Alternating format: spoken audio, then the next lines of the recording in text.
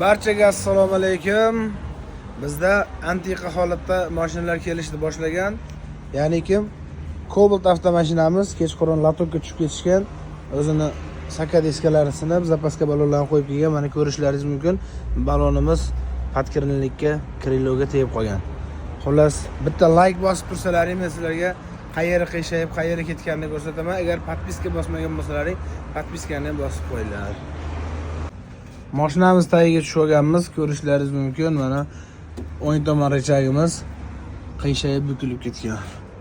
Mana bu tomoni, mana o'ng tomoni qiyshayib ketgan. Ko'pincha holatlarda mana shuni o'zi qiyshayadi. Endi bunga biz bitta yangi qo'yib ko'ramiz. Xudo xolasa balkalari bukilmagan ekan.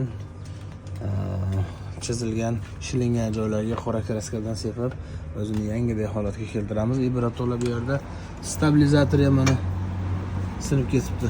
Ikkovini almashtirib, mashinani bitta razvalda o'lchab beramiz. Singan stabilizator bilan qiyshaygan rechagni mana yechib oldik. Ko'rishlaringiz mumkin. Mana bu yangisi. Plus yangi stabilizatorni joyiga uстановка qilamiz.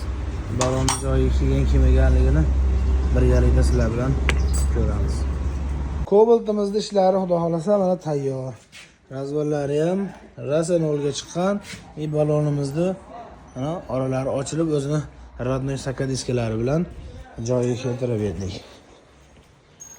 Ketgan zapchastlari mana shu xolos faqat. Xudo xolasa tayyor.